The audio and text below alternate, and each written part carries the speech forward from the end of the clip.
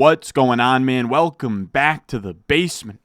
I'm Ron, and it's Tuesday, which means it's time to talk through our must-add waiver wire targets for Week 9 of the fantasy football season. These players are all under 50% owned in ESPN leagues. We're going to talk through 20 because I know some of you guys are out there in 10-teamers, some of you guys are out there in 14-teamers, and I want to make sure I cover every single pickup that could possibly be picked up in your league. So with that being said, if you enjoy, make sure down below, subscribe, leave a like. Let's go.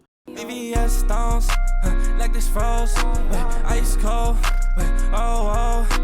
ice around my body like I'm frozen. She gon' let me. Now, our first player on this list, I will say, honestly, just to like preface this whole thing, weak area for waiver wire ads. I'm gonna say it's a week for free agent bids. In general, we always start out with our priority bids. Now, the issue is that our priority bids, these are guys I'm bidding like over 15% of my budget on, or using like a top 3 waiver wire priority on. The issue is there's not many fresh ones. Like, these are really only for shallow leagues where these players weren't already picked up. Well, actually, let's not start with Josh Downs. This is one, the two that stick out as guys that aren't already picked up in your league are Cedric Tillman and Elijah Moore. Now, hand up. I will say the only one that I'm actually like making a priority bid is Tillman. So let's just leave him here for now. With Tillman, hand up, I apologize. There were numerous people in my comment section last week saying, Ron, why didn't you talk about Cedric Tillman? I kind of shrugged him off, right? This is somebody I actually liked coming out of school, and then such a horrific year one, and then under 1 yards per out run through the first, 7 games of the season. I thought there's no way this guy's going to be a factor. It's going to feed through Njoku, then some Judy, and then split between Elijah Moore and Tillman. But Tillman has been an absolute monster. Now, I will say, on the Patreon, patreon.com/Ron Stewart, which is where you're going to find my waiver wire article. As soon as this video goes live, I talk through every single edition, my exact fab bids for every single player. You can find that in the description in the comment section down below. I put in the Discord, hey, I missed on this guy. I put him retroactively into the fab guide and fab article. So that's my bad. And then I also mentioned him on JJ Zacharyason's show that I posted here on Saturday. So my bad. I did correct it later on in the week, and now he comes out here and he balls out, man. Like, this is a pretty substantial like target share, real X wide receiver that we're talking about here in Cedric Tillman. I will say he was a fun prospect. I liked him. I like these guys, that are, they don't produce, but they have a reason for what happened. And he got hurt, but then on the field next to Jalen Hyatt, who was seen as a better prospect, he was actually better on a per route basis. So there was a lot of upside there. Big physical X receiver. You guys know I like those types with like Keon Coleman. And I guess you could kind of put A.D. Mitchell in there a little bit, but Cedric Tillman was fun. Year one sucks. He comes out here, but now we've seen back-to-back weeks, as stated by JJ Zacharyson here, of 25% and 22% target shares over his last 2 games without Amari Cooper, and he scored a total of 47 PPR points. Cooper had just 43.6 across his last 5 games. So that was like before he jumped ship from the Browns. So Cedric Tillman's a real guy. Like, he's running big boy routes. He's operating on the outside. He's getting separation versus press coverage. Like, this is not a fluke. And in this last game, he had a pretty monster box score where he had 9 targets, 7 catches, 99 yards, 2 touchdowns. I want to say the last touchdown was the game winner. He just had the connection with Jameis Winston, so that's very exciting. Now, you will see the reason that Elijah Moore is also on this list is that with Jameis Winston, I'm not expecting Jameis Winston to average 334 yards per game. I do want to get that clear, but these guys are all that much more interesting, right? Where Elijah Moore, 8 for 85, Judy, 5 for 79, and Njoku, 561 and a touchdown. So, like, all of these guys were startable in PPR leagues. Now, I don't imagine that's going to stick moving forward, but Elijah Moore had the most targets on this team. Now, he's like a low ADOT, right? Like, turning 12 targets into 8 for 85 isn't super sexy, but he is very much a Wan'Dale Robinson, Demario Douglas type of guy that you can sort of slot in like wide receiver 40 to 50 in rest of season rankings and put in your flex if you are in a pinch. Again, I wouldn't do a priority bid on Elijah Moore. I would for Cedric Tillman. I actually grabbed him in a couple of my high stakes leagues that I drafted on this channel last week. Now, let's go back to Josh Downs. Again, he should already be rostered, but if he's not, go get him, right? If you're in like a 10-teamer and he's on waivers, Right now, wide receivers decimated. This is somebody with like over 2 yards per out run. He's 16th among wide receivers in yards per out run. He's top 24 in terms of points per game at the wide receiver position. He just had 22.2 PPR points, his second 20-plus PPR point game of the season with Richardson. So yes, is he better with Flacco? 100%. But is he still good enough to produce without Flacco? I would say yes. Now, he's much more boom-bust with Richardson just because Richardson might come into a game and complete 8 passes, and that's not great for Downs, right? But if Richardson has a decent passing day, then Downs probably gets home as well. He gets 4 catches, 109 yards, and a touchdown. He actually had one of his 4 catches, he goes down at like the 1-inch line, should have scored a touchdown, could have had an even bigger day there. And right now, Michael Pittman, like I don't know if you guys have seen, this is funny for me to say, but I don't know if you guys have seen the film. Pittman had that weird thing, right? Like a few weeks ago where he had some kind of injury. The report was that he'd go on IR, and then like a few hours later, it's like, nah, he's all good. And I don't think that he's all good. I think that he's just almost being selfish in a way. I imagine a lot of you Colts fans out there, like it seems like I've been sort of hearing this from the Colts fans on Twitter of like, Pittman has been brutal. So I'm not saying to go drop him. I'm just saying I'm done putting any respect. Like if I do weekly rankings tomorrow, right, I'm not putting Downs right next to Pittman. Like there's going to be a big gap between the two. Pittman is just not playing good football right now. He's clearly hurt. It's just really bad what he's putting on the field. It would make a lot of sense for him to sit out, get healthy, and just let the 3-man rotation of, Pierce, Mitchell, Downs roll, and then some Ashton Dulin, who was kind of a fun guy coming out of, man, I can't remember what school he came out of, but Ashton Dulin was fun once upon a time. Then we have another retread from last week, Jalen McMillan, Ricky Pearsall. I don't want to spend too much time because, again, these were like the poster boys of last week, but they're somehow only rostered in 20% of ESPN leagues for Pearsall, 41% for Jalen McMillan. Jalen McMillan has 15 targets over the last 2 weeks. That's fun, but he has only 50 receiving yards total on those 15 targets. So he's getting the volume. We need some efficiency here from Jalen McMillan, but I do like betting on these rookie receivers long-term, as we've seen last year with Rashee Rice and Zay Flowers and Addison and Jaden Reed. All of those guys, there's going to be some rookie wide receivers not named, Neighbors, Brian Thomas, Marv. Am I missing? Like, I guess I would actually throw Ladd in there, but Ladd's not going to be on waivers. But somebody's going to sneak in there as a playoff performer, and it could be either of them. Pearsall came out here last week, 4 catches, 38 yards. He had a 39-yard rush as well, which is fun. So he could start trending upwards. I will say as well, from the Monday night game, we have Tyrone Tracy. He had 22 half PPR points last night versus Steelers.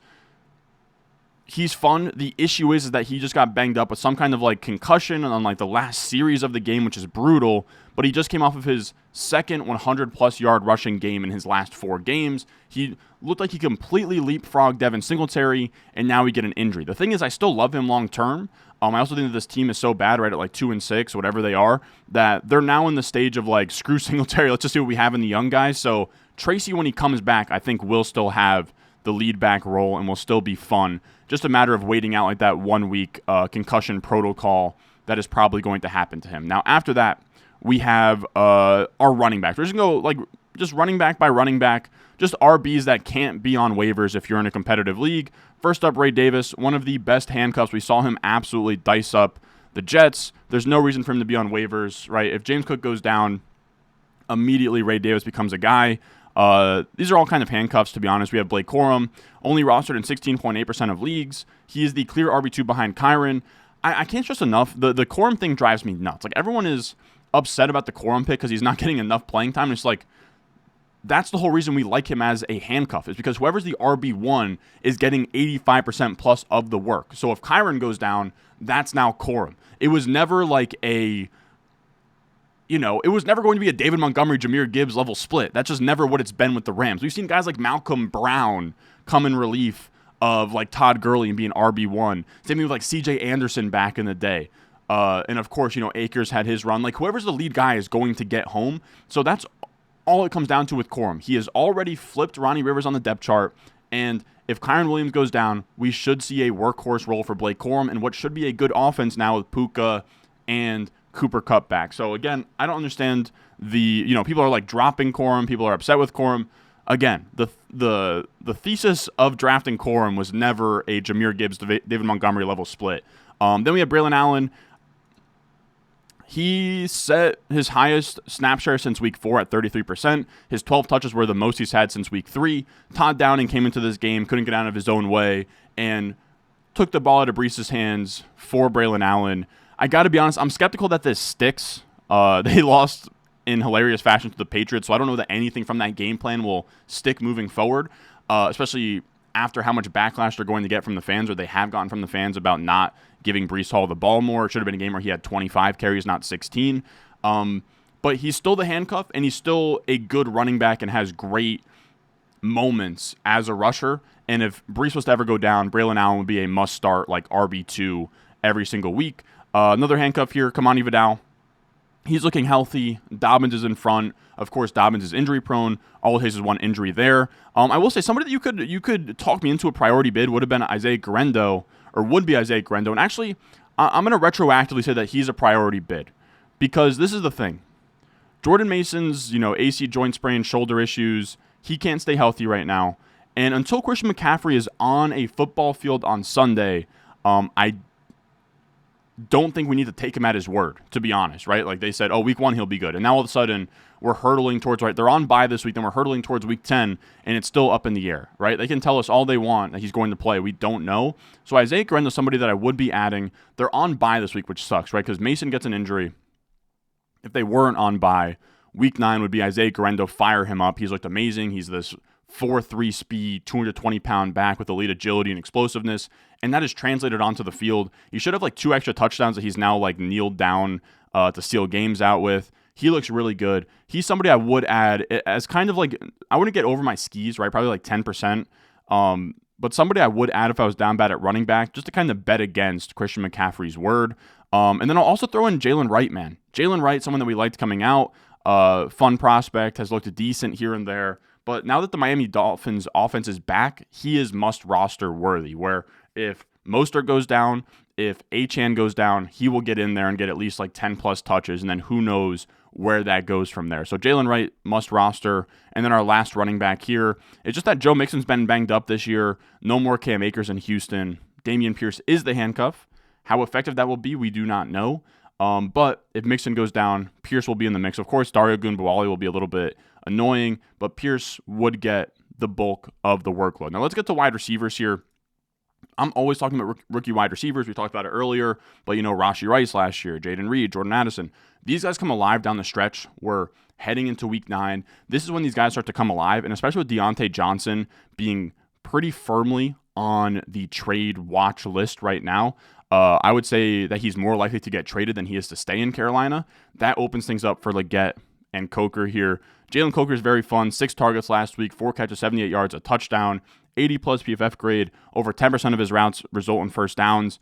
Those are all elite numbers, especially for an undrafted free agent. So he's a very fun player, but I would prefer Leggett over him. So I guess I'll just put him above just because of the pedigree, right? He gets drafted back into the first round. He is, he's not very efficient on a per route yards or targets basis, but he is scoring touchdowns. He is scoring fantasy points, and that should, he can develop as the season goes on. Then we have Christian Watson. He does set a season high with 77% of the routes, but with that rotation in that room, it wouldn't shock me for him to go back down to 40% next week after 77% last week. We'll see how that shakes out. They do have the Lions this week. Jordan Love might not play, so that could be Malik Willis and then a bye week. So Christian Watson's a little tough because in the short term, I don't know that you can start him until week 11 probably. So something to definitely think about. Then we have John Mechie here. And then we also have Xavier Hutchinson. I'll put Mechie as my preferred target. Xavier Hutchinson's a slot guy out of Iowa State. He's fun, but he's much more in that Wandale mold, which I don't think that they really have. I don't know that CJ Stroud wants to build an offense out of a low A-dot slot. And then John Mechie's fun, man. He was a third-round pick out of Alabama. He gets cancer, fights back from it. He makes the roster over Noah Brown. They cut Noah Brown. He, of course, makes the great catch for Washington. Shout out Noah Brown, Jersey boy. But John Mechie is fun. He is very much an unknown. We've never seen him run a full diet of routes in the NFL. That could happen now with the Diggs knee injury, which right now it's not confirmed it's an ACL tear, but it's feared to be an ACL tear. Nico Collins not back till like week 11. So John Mechie could be fun. And then, of course, like I said, Xavier Hutchinson, also a guy to shout out. Now, this is where we're getting, like, these are guys I'm not adding in your normal 12-man home league. These are, like, guys I'm adding in my FFPC 20-round leagues. These are guys that you can add if you're in, like, a 14-teamer or, like, really, really deep benches. Maybe you're just that down bad at wide receiver. We have Parker Washington, a 5th-round guy from Penn State. He was a fun prospect as like a good spreadsheet numbers guy, produced early at Penn State, but kind of fell in his final year. He had a decent year last year. He's pretty good on special teams. Now that they have, Brian Thomas Jr. is banged up, Christian Kirk out for the year, Gabe Davis is banged up. Parker Washington is going to run big boy routes here this next weekend. He could be interesting. And then on that note of rookie receiver stashes, give me Germaine Burton. This is somebody, again, deep leagues. But he plays unlimited snaps. He's, again, one of these guys that is a bit of a knucklehead, I would call him. That's why he fell in the NFL draft in the first place. As somebody that like outproduced George Pickens at Georgia and outproduced A.D. Mitchell. I think that he looked like as good as Ladd McConkey. Like, he's had some really, really good years, Germaine Burton, at Alabama and Georgia. He just... bit of an off the field thing. There's been reports that some of that's carried over to the Cincinnati Bengals, and that's why he's ran less routes than Charlie Jones and like Trenton Irwin. But with T. Higgins missing time, that opens the door for Germaine Burton, which if he could just figure it out, be on your best behavior, get out there for 70% or more of the routes. I think he truly is a good player. Again, it's a small sample, but 2.75 yards per out run. Whenever he's actually on the field, he's making a big play. It just comes down to if he can build up enough goodwill to be a full-time player, not just a 40% route guy, come in, make one big play, and then get the hell off the field. I'll also shout out Mike Gesicki on the same vein of the T. Higgins thing from Ryan Heath here. Gesicki benefited from T. Higgins' absence, commanding a 21.6% target share and leading the team with 73 receiving yards. Gesicki without T. Higgins this year, 20% target share, 60.7 receiving yards per game, 11.4 fantasy points per game. All of that absolutely plummets without T. Higgins. So if you're in a deep league, like we're moving to the tight ends here of this video, if you're in a deep league, Gesicki is a fine pickup. Now, if you're in a more shallower league, which I think he's going to be on many more on less waivers, would be Taysom Hill. He gets 4 targets, 4 carries. That's 8 opportunities, which is pretty damn good for a tight end. He's running more snaps, or he's playing for more snaps than he has all season. And as we have Kendrick Miller getting banged up, Taysom, and we also have Derek Carr getting banged up. He is this tight end / running back / quarterback hybrid, and things are kind of lining up for Taysom Hill to actually be used in this offense. Again, he had 8 opportunities this past week, the most that he's had all season long. So if Taysom Hill can get some sort of combination of, whether that's running receiver, tight end, running back, they need help at all skill positions right now with the Rashid Shaheed injury, Kendrick Miller, Carr's down, all of that. Taysom Hill could be fun for the late season stretch. Then I'll give you my quarterback streamer of the week here. I'll give you Bo Nix. He is rostered in only 36.7% of leagues right now. He's the QB 14 in points per game. He's the QB 6 in points per game over his last 4 starts. He gets a Ravens defense that looks scary on the surface, but just let Jameis Winston absolutely shred them. Same thing with what they lost to the Raiders as well. I don't know. This scares me a little bit as Bo Nix coming off a huge game versus Carolina. He plays versus the Ravens. Harbaugh could just absolutely kill him. Or their defense has struggled. I know that there's been some calls from the fan base. I've been seeing crazy stuff on Twitter of fire Harbaugh, demote the DC. So who knows what's going on there, but the Ravens are allowing the 3rd most points to opposing quarterbacks in fantasy football. So I'm fine taking that shot on Bo Nix this week if I have to. After that, we have defenses. Shout out to Subverted Down, a guy that I found on Fantasy Reddit. I pretty much just take a look at who he has playing here, and then who he has projected for the most points among defenses, and then I kind of do my own research, and I come to a conclusion on what I want at the defense position. I'm just looking at what the matchups are here. I don't know why it's not listed in terms of who are the Titans playing this week, but I have crossed out in red the defenses that are owned in over 50% of leagues. So you can find the Titans who are playing the Patriots, which is going to be either Drake May off a concussion or Jacoby Brissett. You have the Saints who are playing I could have sworn it was the Panthers. Yeah, they're playing the Panthers. Then you have the Eagles who are playing the Jaguars. You have the Commanders who are playing the Giants, and then the Bengals, who are playing the Raiders. So all decent matchups.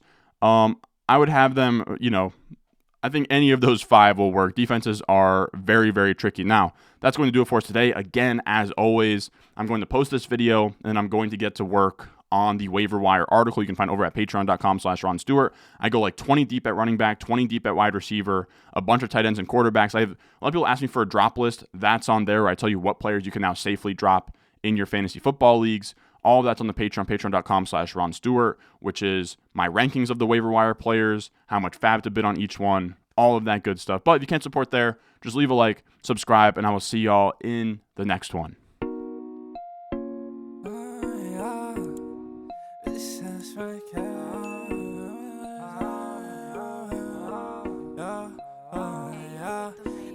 Stones, like this froze, ice cold,